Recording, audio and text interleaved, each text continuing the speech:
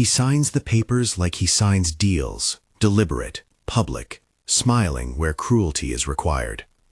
The glass chandeliers scatter light across the long table, catching on crystal flutes, on the sequined gown of Julian Grant's mother, on the pearls that Lillian Shaw wears like a crown. It is their 3rd anniversary, a night meant for toasts and private jokes, but Julian has chosen theater. He stands, monologue prepared, a contract folded in the leather case he carries like a trophy. Around him, the city's social registry murmurs in anticipation. Cameras that exist only in rumor scratch at the edges of the affair. Everyone leans forward because everyone wants to witness the fall of someone they already counted as beneath them. "Sophia," he says, voice honey and rust. "For the sake of the company and our family position, I must ask you to step aside." A laugh, thin and sharp, escapes from Mrs. Grant. "Step aside? Darling, don't be crude. She should leave entirely." The table is silent as the knife of humiliation slides in. Sophia sits at the head, where she has sat for 3 years out of a sense of obligation and love that everyone here, especially Julian, mistook for weakness. Her dress is modest but clean, hands folded because she has been taught to keep composure when it hurts. For a moment she looks like any wronged wife destined to vanish from high society pages.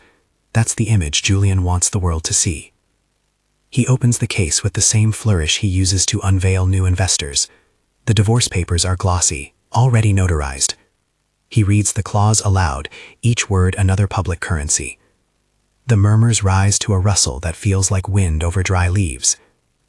"You are not fit for the Grant name," Julian says, and his mother smirks, a practiced thing that has been carded into every reunion. "You bring no capital, no pedigree. For the good of the company, of my career, of our legacy, you must go." Lillian Shaw raises her glass towards Sophia and says, more loudly than necessary, "Perhaps she can take up something practical, heavy work. They say the factories nearby still need strong hands." The table erupts in suppressed laughter. Forks rattle. A man Julian has used as a placeholder for applause claps the loudest. Sophia feels the warmth of a blush burn up the back of her neck, then cold settle into her bones. The words land like stone. The room rearranges itself around them. Every smile now has an edge. The son is the victor, the mother the architect, the in-laws the jury. When Julian finishes, he does not wait. He steps away from the table as if stepping into the next scene of his life.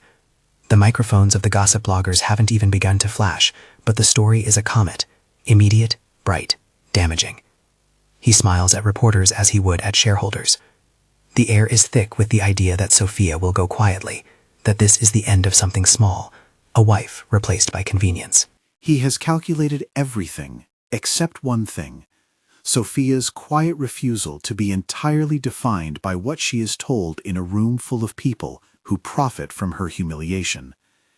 After the last laugh dies, Mrs. Grant sends one of the attendants to retrieve a box from Sophia's carriage. It's a petty, performative violence. Ribbons torn, boxes overturned for the amusement of observers. One of the guests jests about the rough hands that fold her linen.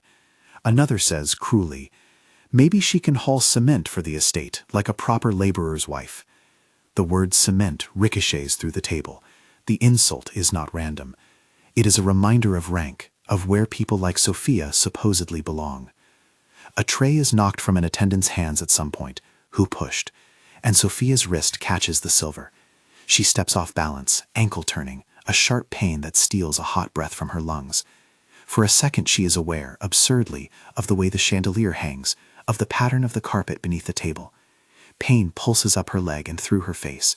She breathes in, keeps her mouth closed, because she has been taught never to give others the satisfaction of watching you fall. A hand, Julian's, does not come to help. He looks away, lifted by 1,000 small calculations. Cameras, investors, and imminent merger. The cameras find his smile, the crowd finds its new gossip. Sophia steadies herself with the table and feels the costume of civility slip. She takes in one terrible view: the box of her things overturned, fragments of her past strewn on silk, the room's laughter like nails. "Don't make a scene," Mrs. Grant whispers, as if there is anything left for Sophia to lose. But it is already a spectacle. Someone photographs the torn ribbon, someone records a snippet, a laugh, a phrase, and in minutes, perhaps hours, it will serve as evidence of everything the city believes about her. They will call it a divorce of convenience. They will call it inevitable. Outside, the valet closes the Grant's mahogany doors on what they consider the problem. They do not force her into the carriage. That would be messy, and Julian wants his exit clean. Instead, the butler finds a polite attendant to carry a single box of essential items.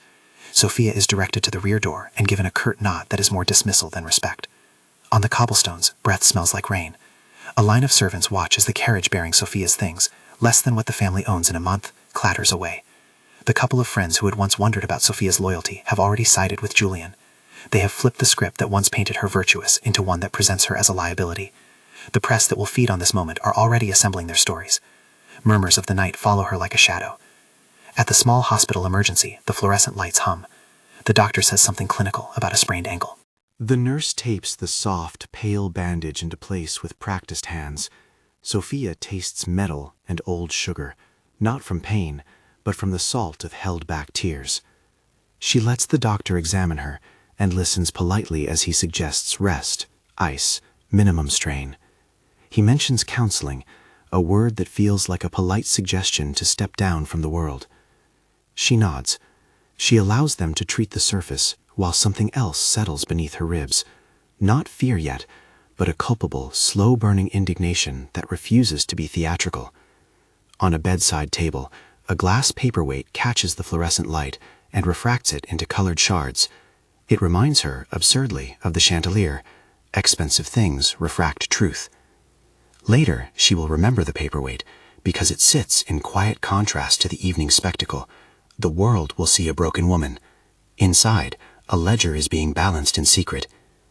They take her photograph for the record. Protocol, the nurse insists. And she thinks of that night's images and the way they will be cropped for effect.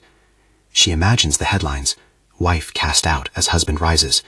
She imagines the public assuming she has nothing, that her only possible recourse is to fall into anonymity. She tastes the sharpness of outrage. The nurse offers pamphlets and a hand of sympathy that feels like a bandage for something deeper. On the ride home, no, not to the mansion where she is barred from house and family, but to a small rented suite courtesy of an old acquaintance, Sophia's phone vibrates. Julian's number is on the screen at one point. She doesn't answer. Instead, she listens to the city's noise outside the taxi window and watches gravity do what it wants to everyone else's ballooned reputations. She sits on a narrow bed that could not have cost more than a week's worth of salaries in the context of the Grant's world. The wounds that matter are not on her ankle, but in the way people have corralled her identity. Still, under the bed's harsh lamp, a small thing lies on the dresser, a business card she once brushed off, saved out of a strange instinct for future use. The card has an embossed seal, old money, Clark Enterprises, a triangle. The card's edges are clean, its paper thick. She turns it over. There is a number, a name. They all thought she had nothing. They are about to find out that assumptions are a dangerous currency. When she calls, she doesn't call family. She calls the people who have always kept their promises to her when the world required more than public smiles. The three voices that answer are clipped and immediate. These are the men who have been at the periphery of her life, ever present, never intrusive. They answer because their loyalty was bought not in money, but in a code. They will not allow disgrace to stand unchallenged when they can act. But she will not call them allies tonight. She will call them brothers.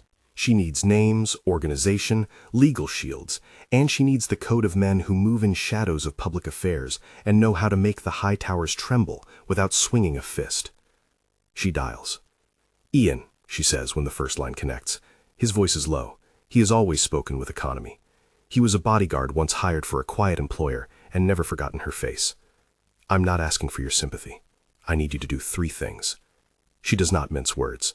She sets out the specifics that rhythmically slice through the static. She needs secure transport, old accounts to be accessed, the lawyers on standby who can freeze transactions if necessary. Ian replies with a single "understood" that sounds like a gun being cocked rather than a promise. He says names of people she should avoid in the open, and the way he lists them reads like a map of the city's underbellies. Next, she calls Commander Quinn. He used to command a private security detail for patrons with thin patience for public spectacle. He answers with a terse, "Miss Clark." He has been a presence who can arrange legal security without the pretense of charity. She asks him to reconnect a line of corporate security, ledger access, audit trails, and someone who can, quietly, check Julian's recent filings. Quinn says yes, because he owes her a debt and because he understands how marriages in their circles often double as contracts. The third call goes to Nathaniel, a man with a softer voice but an iron mind. He runs accounts for the quietly powerful, trusts, shell corporations, real estate nests where names find refuge. He has always been the man behind the curtain, converting rumors into numbers and numbers back into leverage. He picks up and speaks into the phone like a man reading an affidavit that will soon be signed. She asks for certain account statements to be verified and for bank holds to be ready if needed. He asks for a password that only she knows. She gives it.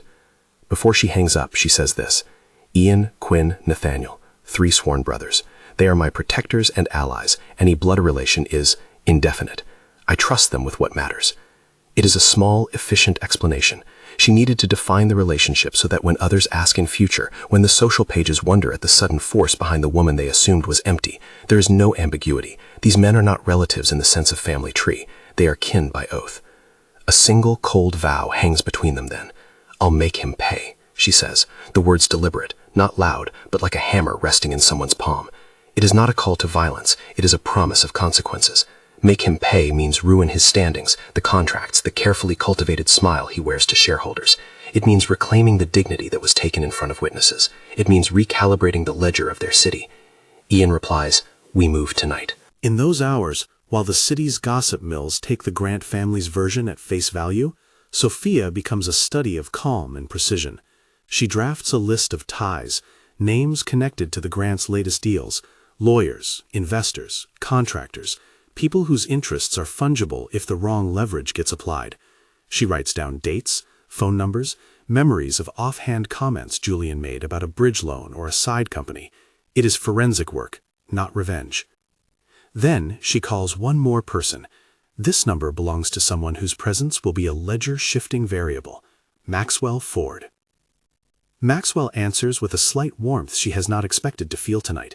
He speaks like a man who measures words by the exact weight they carry. They met once before, briefly, years ago, when she had been wearing the skin of a modest woman who didn't take up a lot of space. He had offered a protective remark then, something casual about how people who act like they own the world often forget how fragile their holdings are. He had not asked for anything in return. Tonight he answers the phone with Sophia, and something that is not pity, but recognition threads through his voice. You're not alone, Maxwell says, before she has finished her sentence. He offers strategic resources, the kind of public support that changes press narratives, and private counsel that unravels bad contracts. He suggests a public statement drafted in a tone that will not play to melodrama, but to dignity, to put Julian on the defensive where his calculations do not hold. He offers introductions to men of influence in the capital who owe him favors, not to crush, Maxwell clarifies, but to extract consequences proportionate to the harm. She appreciates the wording. He is careful. He is the kind of ally that knows the difference between spectacle and leverage. She does not need men who will roar in the street. She needs men who will cut the light under Julian's feet. After she hangs up, Sophia takes the business card from Clark Enterprises and opens a small hidden drawer she has kept for years. Inside, in a niche beneath cheap upholstery, she keeps a golden token the size of a medallion, an embossed seal with the Clark triangle. She taps it on the tabletop until it sings its own low note. The token is not ostentatious, it is functional. It is the kind of thing that opens doors that many think are closed. It is also a reminder that there are archives and trusts in which the Clark name sits like a coiled engine. She had never used the card in public because it would have complicated her marriage. People in Julian's circles would have smelled leverage and pounced. Tonight, she believes, those hands that mocked her will find themselves caught by a force they cannot see yet but will feel as consequence. She thinks of the ledger room at Clark Holdings, the official files, an account that only requires a signature she has on record in a confidential trustee file. She thinks of how small acts of courtesy, like giving her a business card years ago, were misread as aloofness, when in fact they were insurance. The first moves are practical and unpoetic. Nathaniel sends notices to banks that might have been used to funnel side assets for Julian's shell companies. Ian subpoenas a sudden audit from a contractor who had been quietly inflating invoices related to Grant Construction. Commander Quinn arranges for a forensic sweep of emails tied to the signing of the billion-dollar deal Julian celebrated the same night he gave her papers. If there is collusion, evidence will show it in the trail. She arranges a face for the story that is not one of a woman begging for pity. She drafts a tight statement for a trusted reporter, not dramatic, not self-pitying. It reads in 3 sentences that she is exiting her marriage, that there were grounds, that she has been the target of slander and misrepresentation, and that she is pursuing legal avenues to ensure the truth is known. The statement ends with an insistence on privacy and on the dignity she demands for herself. It will not satisfy the hunger tabloids, but it will begin to shift a narrative from humble wife dismissed to woman taking measured recourse. There is an irony in how public the act of retreat must be. To gain control of the narrative, she will have to step back into the light when the world least expects it.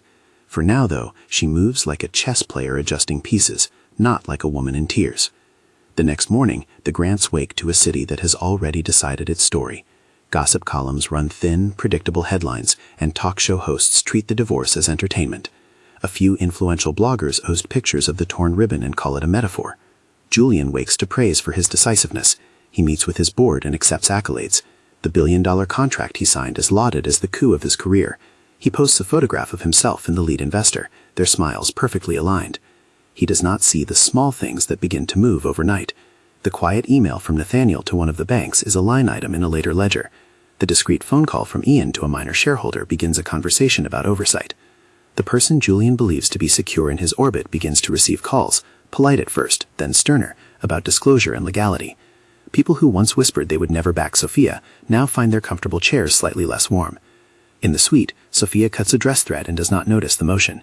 She watches a news ticker and composes her future like an engineer. The hospital band still clings to her wrist. Someone had insisted on it for records. She slides the plastic band off and tucks it into a drawer. Tokens, reminders. Her ankle aches, but it is manageable. Her strategy, however, is not. There is work to be done, and she has the patience for it. A message arrives from someone Sophia had once considered an enemy, Lillian. It is a slim thing, a carnival of faux condolence. "We had no idea," it reads. "If there is anything we can do, let us know." The words are manufactured to look like kindness, but she can smell the shape of a threat behind them, a social snare, a way to extract confession, to buy a performative forgiveness. She deletes the message with a slow thumb. Lillian's charity is thin as tissue. It is obvious which families orchestrated the moment: the Grants, the Shaws, and the Lees, 3 pillars of the city's high tables. Keep the numbers small, she thinks, focused, because theatrics are seductive, but leverage is arithmetic. You count on it to move men who think they count everything. Her plan is not to humiliate for the sake of humiliating. That would be a petty theater of revenge. She has watched that kind of wrath, and it always tilts into mess. Her revenge is ledger-led and reputational. Freeze a contract, reveal a shell company, make an investor ask uncomfortable questions at the next board meeting. She knows the mechanics of money, names in small print, joint accounts in quiet markets, the way a single black mark on compliance will cascade into denied loans, into canceled sponsorships, into the kind of slow erosion that leaves a man with a smile but no runway. And above all, she will reclaim her dignity. She will not be a subject of pity. She will be a force that reconfigures the room. There are allies she cannot name yet, because to name one is to invite surveillance. Maxwell offers a strategic handshake, public backing at the precise moment when the Grants' hedge needs to be altered. He will be at a banquet in 3 days, hosted by a family that has been casually cruel. He offers to arrive with the kind of presence that forces cameras to take notice. "Don't do anything theatrical," he tells her on the phone. "Everything you do must read as calm authority. Never be reduced to anger on camera." Calm authority is a weapon she has yet to wield publicly. For years she replied to slights with quiet endurance, believing that strength could be silent. Tonight, endurance has mutated into strategy. There is a small, private moment before the storm. She stands on the tiny balcony of the suite and looks down at the city. The streets are damp and indifferent to her personal dramas. A taxi splashes through a puddle. 2 women walk a dog where a newsstand displays yesterday's sin. The high towers glitter. She places the Clark card between her fingers and imagines the way its gold edge will feel if she ever flashes it. She imagines the ledger entries that will shift like tectonic plates once she starts to pull threads. She is not naive. There will be costs. There will be reprisals, carefully calibrated, from those who will try to turn the pressure back on her, to label her a vengeful woman. She will be accused of playing games. Some will call her ambitions unbecoming. She anticipates the whispers. She was a wife who couldn't keep her marriage together. Now she plays heiress. There will be a script for that reaction, and in 3 moves she plans to overwrite it. When Ian and Quinn arrive, quiet, efficient, in clothes that do not attract attention, they do not deliver fury, they deliver intelligence. Their eyes say what their words do not. We will be precise. They unroll laptops on the bed, pull encrypted files from thumb drives, and lay out a skeleton of the first legal steps. Nathaniel comes later, hands a manila envelope that contains photocopies of documents, a corporate trustee file, a notarized declaration she signed months ago for a contingency fund, a set of sealed letters from Clark Holdings. It is, in its way, a quiet avalanche. It will take 2 days to trigger bank holds in certain jurisdictions, Nathaniel says calmly, but there are places where we can freeze assets in 48 hours if we pursue the right route. Sophia listens. She thinks like a woman reading a contract. She knows risk, reward, and the exact center of leverage. She is not angry in a blind way. Her stare is measured, almost clinical. In the quiet of the suite, she outlines the first phase: legal notices, quiet leaks to a select reporter who will publish facts without sensationalism, the opening move of a lawsuit that demands arbitration and fiduciary accounting. The plan is a chess opening, not a street brawl. She will force Julian into rooms where his smile does not protect him, and where certain men he trusted appear to press him for answers. When Commander Quinn shows her a line, email breadcrumbs tying the recent billion-dollar deal to a shell contractor, she leans forward, eyes sharp. If we can prove there was non-disclosure or misappropriation, she murmurs, we can bring regulatory bodies into it. That would be devastating. We will need your signature, Nathaniel says gently. You will be the petitioner. Her chest tightens at the formality of the word, petitioner. She could have been invisible, anonymous, a shadow on the periphery. Instead, she will step into the light on her own terms. They draft a gentle, precise public statement that doesn't look like retaliation, but like a woman asserting her rights. It will be released in a single, controlled bulletin line. Sophia Clark is pursuing legal avenues concerning financial discrepancies related to her marital trust. The line is bland enough to avoid tabloids' red lights, and sharp enough to trigger legal compliance reviews. And then there is the social move. Maxwell suggests a small theatricality, not vitriol, but a recalibration of presence. A 3-day banquet, hosted by a family with ties to both the Grants and to influential investors, will be the stage. He will show up, he says, and his appearance will imply that powerful minds will not tolerate simple cruelty. The optics will matter more than any speech. When Maxwell appears beside her, the camera will see a man of the capital aligned with a woman wronged, and that single visual will fracture Julian's narrative into 1,000 gossip notes. Sophia considers the banquet. She does not crave an audience for vengeance. She craves the opportunity to take back the narrative. She smiles then, not the small smile of a woman forgiven, but the quiet, steady smile of someone who knows precisely what the next steps look like. Ian lays out the practical details: discreet security, an entrance plan that prevents any staged embarrassment, the exact path she will take to the dais so that the cameras will capture Maxwell at her side, not Julian. Quinn speaks of contingencies. If the Shaws attempt to stage a disruption, a pre-printed denial will be distributed to certain media. Nathaniel ensures that legal notices are ready, sealed, and can be pressed into action if any attempt is made to falsify records. Sophia nods at each detail. Her ankle is wrapped in a soft brace, but it is her head that is the most protected thing tonight, by clarity, precise intentions, and the assembly of people who are good at moving things behind velvet ropes. She thinks of the 3 families, Grants, Shaws, Lees, and the others who will take sides. She thinks of how pride will force some of them to act rashly. Pride is an exploitable currency. Before she retires to bed, not for rest, but to give herself a night's distance from the first strikes, she composes a short note to someone she cares for, a friend who will not be dragged into ruin. She writes with care, "Do not be swayed by the first headlines. Their story is designed to scare you. I am not broken." She sleeps with the Clark card in her hand, the triangle pressed into the fabric of her palm like a promise. Outside, in the city of lights and judgments, the rumor mills taste fresh blood. Inside her mind, a clock begins its slow countdown to the banquet in 3 days, to the moment she will step into a room that once belonged to the men who thought themselves kings, and show them how easily crowns can be loosened. The plan is not wholly formed. There are risks she does not yet see, opponents she has not yet met, consequences she cannot predict. But she has 2 things: clarity and patience. She will not pelt the world with fury. She will direct consequences like a surgeon with a scalpel, not a mob with a torch. She rises before dawn on the 2nd day, when the city still smells of rain, and the air is clean enough to be honest. Her ankle is steady. Her hand is steady. She calls a lawyer from Clark Holdings and orders the first filing. She instructs Nathaniel to release a sealed affidavit to a friendly reporter should the Grants attempt to attach her reputation to simple scheming. She tells Ian to arrange a secure room at a hotel in the capital where the press can be corralled but not fed. She tells Quinn to place a single man outside the Grants' boardroom at the next meeting with the quiet instruction to take notes. None of these moves is visible to the people in the dining rooms who consider themselves arbiters of taste and rank. None of these moves will play on the nightly tabloids unless someone chooses to look. And that is what Sophia counts on, that the city prefers spectacle to the hard arithmetic of leverage. She plans to turn that weakness against them. There is a lull at midday when a cup of coffee arrives at her suite. She takes it slowly, lets the bitterness anchor her. Ian and Nathaniel leave clocks and files, wheels already turning. Maxwell sends a text. "When you are ready, I will be there." On a small desk, beneath the business card, the Clark token glitters like a calm sun. She looks again at the photograph Julian posted the night before, smiling with investors, and imagines the moment she will hand out a different set of photos to different men. Clean, crisp documents showing fiduciary oversight irregularities. She pictures the lead investor's smile curdling into a demand for accountability.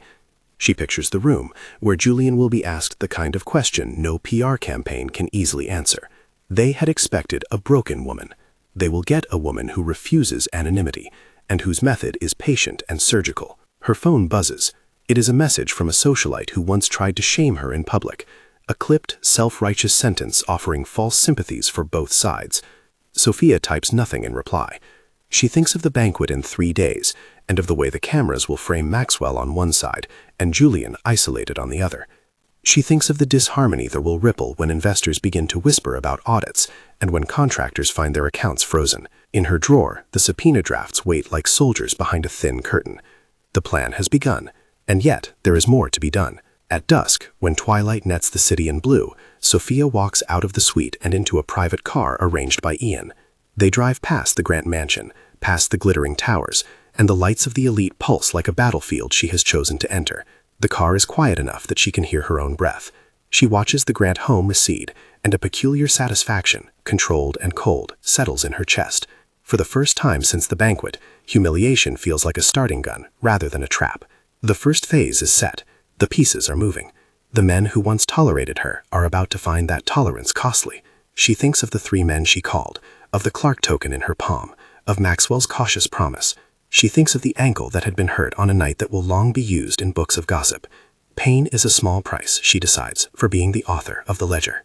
That night, as she lies awake, she repeats the vow once more, not as a scream, but as a measured, legalistic sentence. I'll make him pay. It hangs in the dark like a contract written in ink. It promises loss and restitution, fiscal, reputational, irrevocable. It is not about blood. It is about balance. It is about making the men who thought themselves untouchable account for what they have done in front of witnesses. In 3 days, she will walk into a banquet, deliberately exposed to cameras, and everything will change. For now, she has mobilized the quiet forces, law, money, loyalty, that will do the work more efficiently than bravado.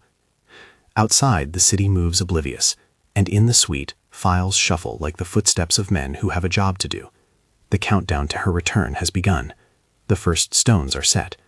The high towers do not yet know it, but a methodical force is building at their feet.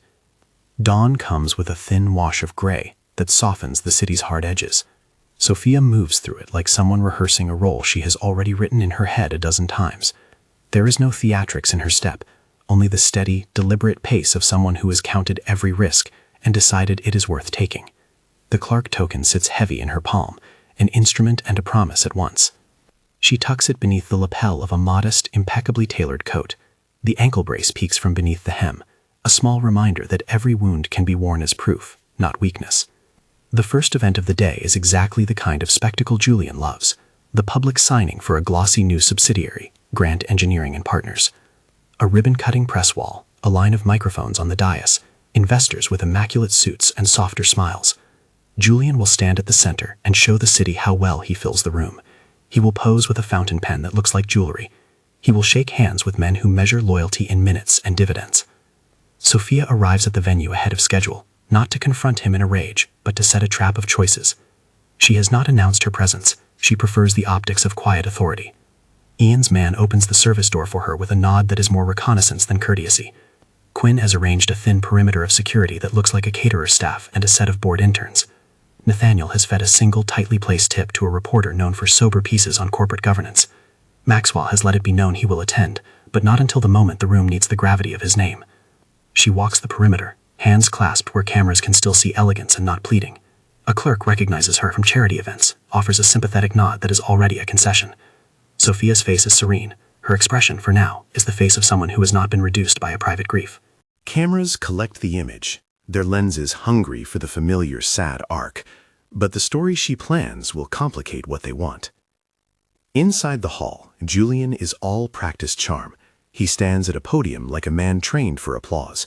His mother sits 2 rows back, a pearl necklace like a crown. Lillian Shaw, summoned as an ally, emulates shock and condolence with expert artifice. The room hums with the low energy of people who know their place and enjoy confirming it in public. When the ceremonial pen is uncapped, a hush sweeps over the front rows. The ink looks like victory. Julian waits a beat, ensuring the photographers are aligned. He looks toward where Sophia might be seated, just on the edge of expectation, and offers a smile that has been fashioned in steel. Sophia does not take a seat. She stands near the back, hands folded, and waits for the right cadence. She lets the applause die to an expectant murmur, and then she steps forward. There is a murmur in the room like a ripple on water. Security shifts, a little surprised, and Julian's smile falters before he can smooth it. He has expected her to be gone, a footnote to his assent. Her presence is an inconvenient proof of a reality he tried to erase. She does not interrupt with accusations. She does not shout. She moves with the precision of someone who knows how to make a presence count. Maxwell, arriving late by design, slips into a seat beside her and gives a small, almost invisible nod, enough for the cameras that their lenses catch a new alignment. Julian clears his throat and gestures toward the contract. "This is a new chapter for Grant," he says, voice polished. "We are proud." "Excuse me," Sophia says, voice clear and measured. It slices through the buzz not like anger, but like a precisely placed blade. The assembled press immediately finds a rhythm with it. They love a woman who speaks with composure. "Before you sign, I have a question for the investors." A reporter leans forward. Julian's color changes imperceptibly.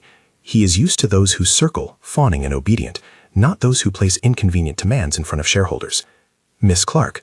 "Sophia," she corrects, because she is the one directing the tones of this room now. She turns to Nathaniel with the slimmest movement, and he passes her a thin folder. She opens it in such a way that the nearest cameras catch the gold edge of the Clark token tucked inside. There is a collective little intake of breath that could be a dozen things. "Grant Engineering and Partners," she continues, "is scheduled to sign today under the representation of a set of contractors whose invoices I would like the lead investor to review." She makes the name sound ordinary, as if she is reading off household items. "There are contract addenda that appear to have omitted disclosure regarding side agreements. I thought you might appreciate knowing that." Her tone is not triumphant. It is informative, like a teacher correcting an arithmetic error. A murmur flows outward, and an investor at the end of the row, one of those men who treat foresight as a talent, leans in, frowning. "On whose authority do you—" She lifts a hand in the most casual of gestures and slides a copy of the trustee declaration across the table to a well-known legal advisor there for the signing. Nathaniel's swift email arrives in the advisor's inbox a heartbeat later, an independent note about pending bank holds in jurisdictions where shell contractors associated with Grant's deal hold accounts. The advisor, a man who has always preferred facts to drama, reads the email on his phone and looks up slowly. The expression is the kind that begins a cascade. Julian's first instinct is to charm. He offers a smile. It fails. The board members shift in their seats. Small, cool conversations that sound like background music start to bubble up. A phone call, a whispered question, a ledger pulled from a briefcase. Quinn's quiet man in the wing sends a short, clipped text to an awaiting contact. Check the filings, cross-verify, look for irregular transfers. The lead investor's face, perfect and complacent a minute before, tightens. He asks a question about compliance. The counsel on stage answers with the professional neutrality of someone who knows the scent of legal risk. Julian's practiced rhetoric frays at the edges. Sophia does not gloat. She offers a short, firm sentence. "If you wish to proceed without proper disclosure, proceed at your own risk.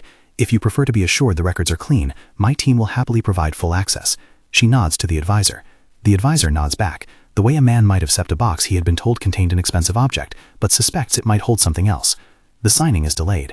Cameras start to find different frames. Julian smiles stiff. Sophia, calm. The investor, frowning at his counsel's tablet. A few minutes of delay feel like a lifetime in press time. A PR executive in the corner makes a call that will trigger a preemptive statement. A junior reporter notes the Clark name and texts it into a group chat that will soon multiply the news. Outside, anonymous blogs seize on the tension and begin to draft narratives while the facts are still settling. Inside, Julian's supporters offer strained justifications that sound thin against the weight of the documents now being cross-checked. The room that had been set to applaud now watches the arc of possible collapse. The lead investor excuses himself with the kind of polite abruptness men use when walking away from something they can't afford to touch. His excuse is formal, due diligence. The effect is immediate. A key commitment wavers. Board members shift and one of Julian's allies quietly suggests postponement. The ceremonial pen remains uncapped, blinking under the stage lights like an accusation. It is not a theatrical takedown. It is a series of small, irreversible tilts. Fiscal actors are not moved by pain or pity. They are moved by the arithmetic of risk. Sophia has introduced just enough uncertainty that the safe path is no longer assured. When the room disperses under the weight of new questions, Julian steps off stage and meets her with the side of a smile that is thinner than before. "You knew how to make an entrance," he says, as if the day's recalibration can be personalized. "You made the choice," she retorts sadly. "You chose your audiences." The words are small, scalpel sharp. He opens his mouth to say a thing that might flatter or threaten. Maxwell stands, close enough for his presence to be felt. "Mr. Grant," Maxwell says, voice level, "I think you owe some clarity to your investors. Tomorrow, the press will have plenty to write about, regardless of your chosen narrative." There is no malice in Maxwell's tone, only weight. Julian understands. His considered world is shifting. Word of the delayed signing reaches social feeds like a small tremor. It will not topple empires overnight, but the subtle erosion of perceived invulnerability is the sort of thing that compounds fast. Sophia leaves the venue without fanfare. Cameras flash as she exits, capturing the silhouette of a woman no longer formatted to fit the story she'd been assigned. Before she steps into the car Ian has waiting, a reporter catches up and asks a recorded question. "Miss Clark, are you trying to ruin Mr. Grant's deal?" She turns to the recorder and says quietly, "I'm trying to make sure the deal is accountable. That's the difference." It is a sentence that will be quoted without the context she has given it. It is also precisely the framing she wanted, from discarded wife to vigilant claimant of legality. The narrative is shifting, slowly, deliberately, away from pity. If you want the full comeback, if you want to see the return banquet and how the men who thought themselves untouchable answer for what they did, subscribe and stay with this story. One careful change can become a collapse. After the signing, the next move is smaller, personal, and theatrical in a way that will sting them where they have already shown vulnerability: the hotel. The Shaws, petty and performative, had planned a late-night reveal, an attempt to plant a manufactured scandal involving a supposed indiscretion. It is the sort of thing Julian's circles know how to script: a woman compromised, an unfortunate dalliance, public shame repackaged in sympathetic tones. Sophia knows the staff at the hotel. She knows the manager who will bend to the right people and the concierge who will traffic in rumors. She arrives at the hotel under the guise of a late check-in, Maxwell nowhere to be seen publicly, and asks for a room. The clerk, accustomed to the world's hierarchies, recognizes the Clark token when she flashes it discreetly and blanches. The token is a permission and a demand. It opens doors and prompts compliance. The concierge hurries to offer a presidential suite, wide-eyed at the name behind the gesture. Lillian Shaw is already at the hotel, lounging like royalty in a borrowed suite that was bought for the night by the Grants. She is surrounded by a small circle of women smiling with the exact angle of malice Sophia remembers. The plan is petty and perfect, photo-ready, set to defame. The thought of it tastes metallic in Sophia's mouth. Sophia requests the manager's office for a private conversation. She lays the small Clark token on the desk like a coin on a table. The manager, who has been trained in the small subculture of deference, listens as she outlines a simple truth: the hotel's liability insurance, its relationship with certain corporate accounts, and the potential exposure that comes from allowing falsehoods to be staged within its walls. She does not threaten the manager. She offers him an economical choice. He understands disclaimers. He understands how a single misstep can cost him his license. While the manager's face crumples with professional dismay, Sophia slips into the corridor and takes the service elevator to where the Shaws lounge. Lillian greets her with the slow smile of someone prepared to congratulate an ennobled woman. "Sophia," she purrs. "What a surprise." "Isn't it?" Sophia says. She asks to view the security logs for the floor. The request is casual, the implication is not. Hotels keep security footage for liability reasons. The manager, in the presence of a Clark token and the careful language of a woman who could make his life awkward if he refused, steps into action. He leads Sophia into a small monitoring room where a bank of screens records corridors, elevators, service doors. They watch, together, the unspooling of the Shaw's plan. There is Lillian by the window with a tray and a man delegating to a junior worker who places a folded piece of paper under a glass. There is a side entrance where a photographer known to sell staged photos slips in. The footage is mundane, almost laughable, an amateurish tableau that would look fake to any attentive eye. It is not the kind of scandal that would hold when cross-checked. The images on the screen undo the performance they constructed at the grand banquet. When the footage is played in a loop, the staging reveals itself like a cheap trick under theater lights. Sophia asks the manager to compile a file and send it to a lawyer. She suggests he forward coverage to insurance. She requests in the same breath that security preserve the footage and that their story be documented. The manager, sweating now, agrees. He has already weighed his options. The Clark token has forced him to choose a safe path. When he emerges an hour later to see how to manage the crisis, he finds that the Shaw's suite is empty, their planned performance aborted, as messy negotiations between embarrassed socialites and hotel executives begin. Sophia does not stand on a hotel balcony and gloat. She does not parade the footage in the corridor. Instead, she sends one quiet email to a small legal team and one short message to the reporter Nathaniel has fed. There are discrepancies and staged attempts. Any implication of impropriety should be handled with verified evidence only. The seeds she sows here are not for spectacle. They are for sealing credibility in the days to come. Word of the aborted scandal reaches the Grants like a cold wind. Lillian's texts turn prickly with the exposure of her scheme. The Shaws, who had prepared to gloat publicly about Sophia's supposed misstep, find themselves apologizing quietly to managers, rewriting narratives, and asking for private reconciliations that look conspicuously like attempts to stop the leak of evidence. Pride, again, becomes an exploitable currency.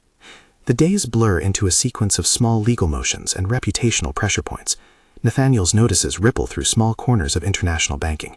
A contractor's invoice is queried at 3 places at once. A paper trail begins to reveal hints of side contracts tucked away behind the Grants' clean public face. Julian's inner circle starts to call one another with an urgency that ekes out their shaken confidence. The next big stage is the Ford banquet, Maxwell's family circle, known for influence in the capital and for gatherings that collect men who prefer the weight of consequence to the show of posturing. Maxwell has told Sophia he will attend, and that he will not let the evening dissolve into petty vengeance. This will be a moment for optics, he says, and you will be the calm center. On the night of the Ford banquet, the hall is a filtered night of candlelight and ivory. The Ford name is a slow sun, constantly present and never shouting. Guests arrive in hushed clusters, conversation like low thunder. The Ford family have arranged the seating so that Maxwell's allies are scattered. He wants movement and dispersion more than a simple alliance. He has asked Sophia to sit in a place where the cameras will frame her with the right balance of visibility and dignity. Nothing in the evening is accidental. Maxwell has threads in the capital that pull at the right moments. Sophia slips in, ankle hidden beneath a floor-length dress of deliberate simplicity. The Clark token is in a small clutch on the table. Maxwell greets her with the sort of cordiality that interviews as solidarity on camera. He introduces her to a few people as someone who believes in proper process, a phrase that sounds bland but carries weight in circles where reputation is currency. Maxwell's presence alters the air. Men who would have used their influence to smother a story now hesitate because their calculus must account for the cost of opposing someone aligned with Maxwell. The Shaws are there, jaw clenched. Julian sits near the dais, restless and watching for the moment to coax allies back to his side. He has secret calls from a befuddled investor who wants assurances. He has 1,000 small promises to keep, and now promises look like movable objects rather than guarantees. Sophia listens to small talk with the patient amusement of a woman who knows the stakes. When the time for toasts arrives, Maxwell stands and gives a short, careful speech about stewardship, about the responsibilities of wealth and influence. He speaks in tones that are neither personal attacks nor empty bluster. He speaks of consequence, the sort that comes when fiduciary duty is neglected. It is a speech that lands like a gentle but inexorable law. Midway through the meal, a well-placed reporter approaches Sophia's table with a printed copy of a small, official-looking letter. It is an affidavit Nathaniel has leaked with surgical precision to a journalist who values factual clarity. The affidavit contains not accusations that cannot be backed, but a list of discrepancies, dates, numbers, and an invitation to comment. It is not sensational. It is undeniable. Julian's face tightens. He stands, to speak in his buoyant, practiced charm, but Maxwell anticipates him with an imperceptible calm. Perhaps, Maxwell says, we allow the right processes to run their course. The least we can expect is full transparency. It is a sentence that reads like a rebuke and a standard. The cameras catch a shrug from Julian that looks brittle.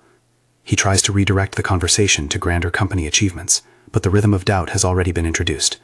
At the far table, the lead investor who gripped the signing's leash in the first days shoots a narrow look in Julian's direction, and then at Maxwell, whose expression suggests a man who is ready to use influence if necessary. Lillian attempts a cutting remark that will shame Sophia under a mockery of femininity. Some women wear scandal like a new dress, she says, smiling like a knife. The room anticipates the small laugh. Sophia turns to Lillian, voice even. Scandal is expensive when it's bought with other people's reputations, she says. The line lands like currency. Lillian's smile falters for the first time in public. The guests watch a small, visible collapse of a social plan. It is not the kind of humiliation that ruins a person physically. It is the sort that leaves a social woman scrambling to reconstruct a narrative. After the dinner, Maxwell guides Sophia to a quiet corner where he folds his hands and offers her a single sentence. They will try to paint you as vengeful. Don't let them. Let the work speak, and the work will change the room. His words steadily reinforce her plan. Measured, surgical, reputational. The pressure builds into visible consequences over the next 2 days. Grant's board calls an emergency meeting when a compliance officer raises red flags about side agreements, files that now sit under legal scrutiny thanks to the chain of notices Sophia's team has set in motion. Contracts are placed under temporary holds while auditors do what auditors do, look for irregularities. The journalistic pieces shift. The headlines become less about a discarded wife and more about possible corporate mismanagement. Social opinion is a weather vane. Once a few influential people change direction, the rest follow. The Grant matriarch, who once orchestrated Sophia's public humiliation, finds herself fielding some uncomfortable calls. A sponsor she had relied on to prop up a charity gala withdraws amid concern about association. The Grant social circle, long a fortress, shows a hairline crack.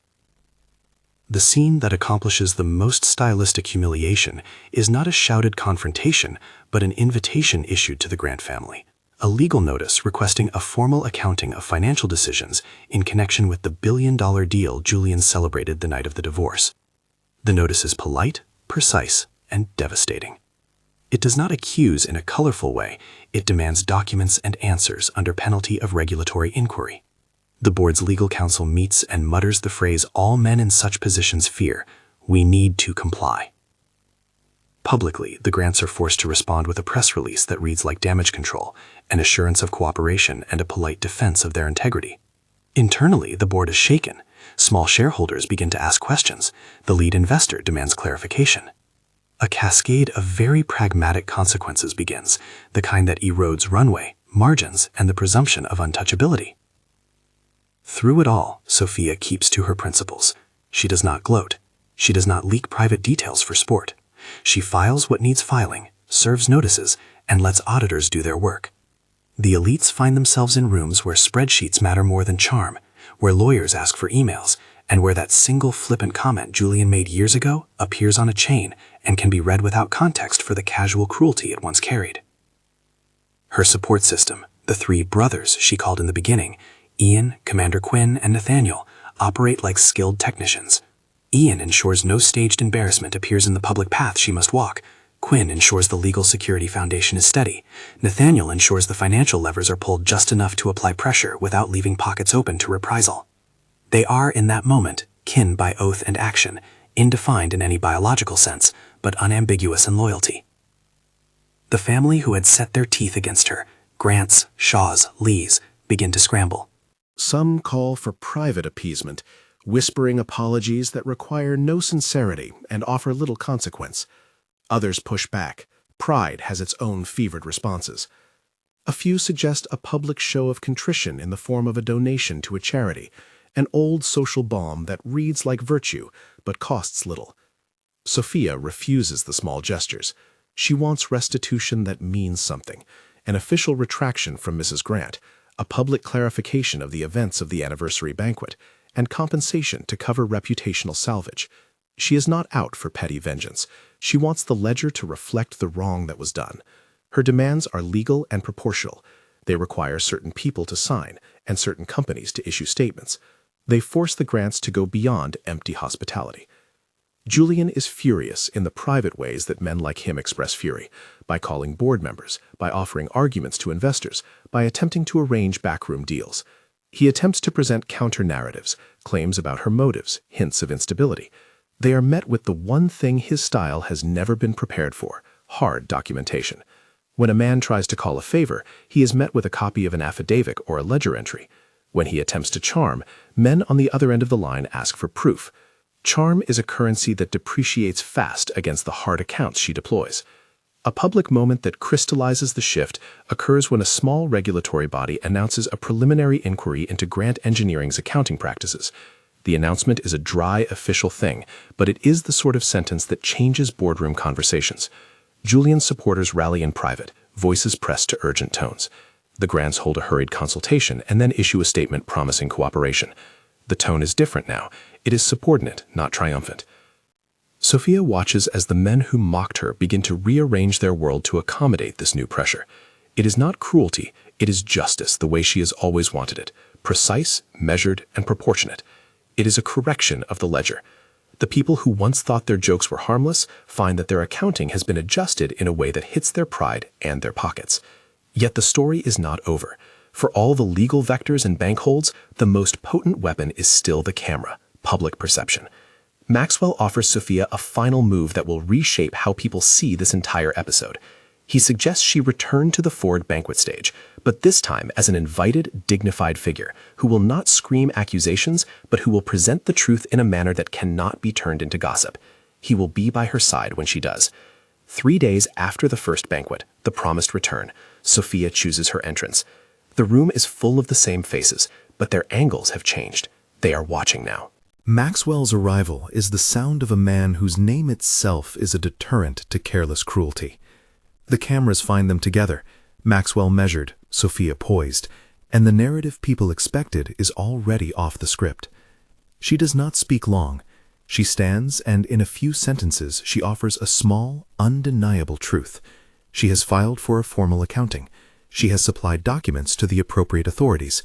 She will not accept shallow apologies. She demands an exchange rooted in responsibility. Her tone is firm and calm. The words are not a plea, they are a legal fact presented as dignified claim. Julian tries to interrupt with a rehearsed charm that once softened rooms. Sophia, he begins, as if a single syllable could recast what has been documented. Maxwell's posture between them is nothing theatrical. It is an unyielding, quiet barrier. We rely on institutions to handle this, Maxwell says, voiced like a measured instruction. We expect full compliance. The crowd shifts. Some attempt to salvage their social standing by offering half phrases of regret. Others, seeing the pivot in the room, double down with stony faces. Lillian's attempts at cutting remarks fall flat in the face of document-backed truth and Maxwell's steady presence. The cameras catch the micro-expressions, a smile that falters, a lip that tightens, the shoulders of a woman who has been found out discreetly but publicly. When the evening's formalities end, a small group of men approach Sophia, investors and legal counsel representing parties who prefer to disinfect relationships rather than litigate them publicly. They offer to settle claims in a way that restores financial trade and unmarshals reputational damage. They ask for a private meeting. Sophia does not accept every offer with scrutiny. She makes parameters. Any settlement must include publicly filed statements that acknowledge the process and take responsibility where appropriate. The aim is not to humiliate perpetually, but to correct the record in a way that cannot be erased by gossip.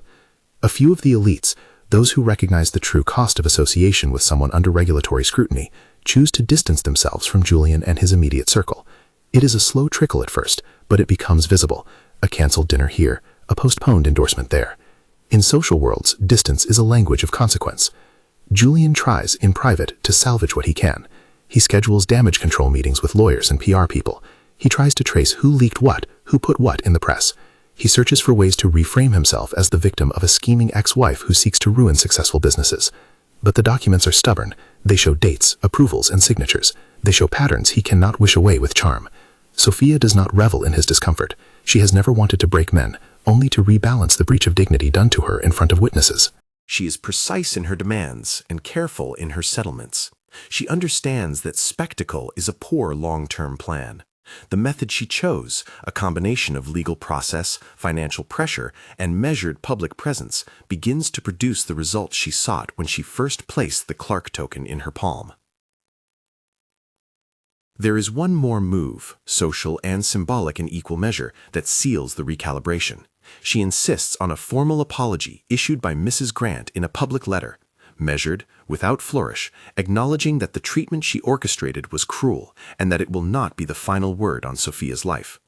Mrs. Grant balks, of course, her pride a barricade. She offers private notes instead of a public letter. Sophia refuses them. If you crafted the humiliation in public, she tells the matriarch, then the remedy must also be public. The choice is difficult for Mrs. Grant because retraction in public is a surrender of a kind that threatens the very social machinery she has preserved. But liquidity matters. Sponsors who had promised future events now demand clarity. A few board members, in private, urge Mrs. Grant to accept the terms, not for Sophia's sake, but because the alternative is a drawn-out inquiry that will drain social capital and money from the family with a slow, expensive bleed. Reluctantly, the matriarch signs the statement. It reads like an old-world reconciliation, statable, formal, and yes, humiliating. The sentence will be copied into legal records and news outlets. It is not theatrical revenge, it is rectification. For Sophia, this is the ledger set straight. In the quiet after the storm, in a modest room where she can breathe without cameras watching for a misstep, Sophia reviews the outcomes. There have been concessions, an official apology, a quiet settlement to be put toward rectifying reputational harm she suffered, an assurance that the Grant board will amend oversight. There have been consequences for Julian, his immediate plans stalled, his board looking to limit his authority until the inquiry concludes. It is not a complete victory, there are still legal processes to run, but it is a reclamation of agency. The city, which once drafted her as inconsequential, now reads differently. She sits across from the three men, Ian, Quinn, Nathaniel, who have been her instruments of resolution. She looks at each of them and gives a small nod, the kind that is both gratitude and command. They have been precise, they have been loyal. They are kin by design and oath, indefinable in other terms, but unmistakable to her.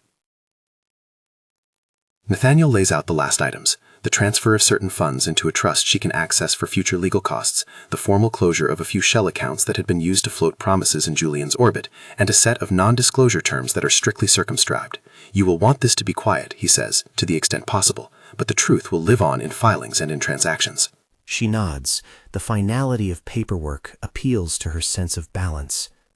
Ian speaks plainly. We kept your path clear in public. We'll keep it clear until the inquiry is done.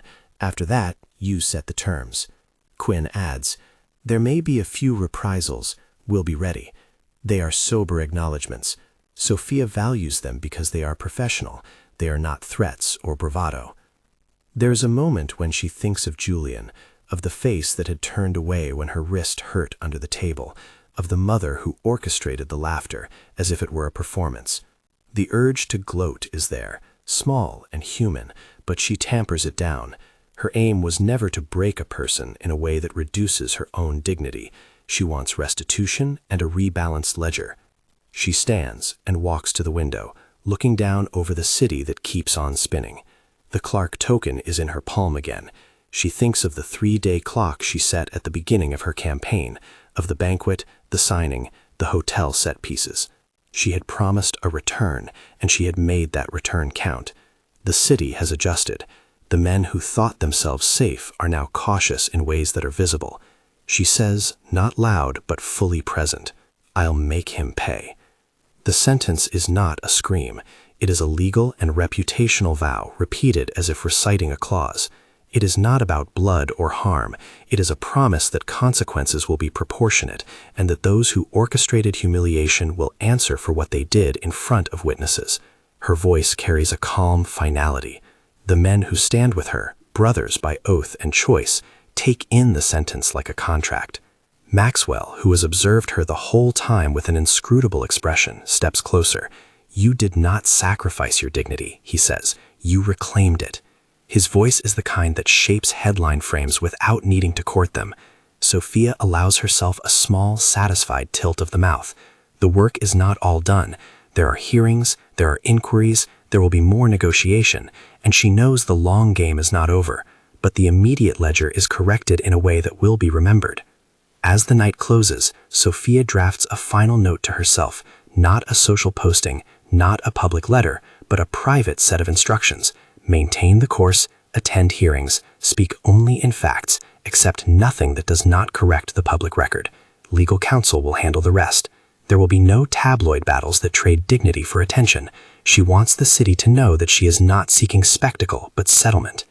The story and the city will watch. There will be men who attempt to rebuild reputations with bland press conferences and small donations, men who will murmur that the affair was a misread. There will be a few who will attempt to take back the narrative with whispered promises and closed-door deals.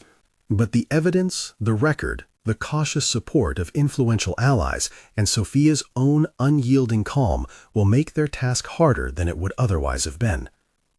3 days after her first true public return, Sophia prepares for one more public appearance, a formal banquet where she will not simply show up to be seen, but will accept an invitation extended by a neutral party who appreciates the need for dignity. It will be a stage, yes, but a stage where she has control of the light. She will walk in not as a woman seeking vengeance, but as one who reclaims the space that was wrongfully taken from her. She sleeps with the Clark token under her pillow. The men who stood by her sleep in rooms nearby, ready to move as needed. The city resets, its gossip adjusted. The men who once laughed now have to count in a language they did not choose: numbers, documents, compliance. She has made her case. She has made her moves. The rest is law, endurance, and the slow work of reputation's repair. She has not sought to break a man into pieces for sport. She has demanded that dignity and honesty be restored in the ledger of their lives. She has called her brothers, marshaled her resources, and said the words that will become a promise and a contract: "I'll make him pay." Outside, the towers are patient and indifferent. Inside, a new arithmetic of consequence has begun. The city will turn pages and trade gossip and count losses. Sophia will turn over fewer numbers now and walk a longer road with her head held in the balance of someone who understands both the cost and the price of justice. If you want to see how the final return banquet unfolds, the formal reckoning, Julian's response, and the ultimate unmasking, watch the next chapter. The ledger is not yet closed, and the room where crowns are loosened is already set.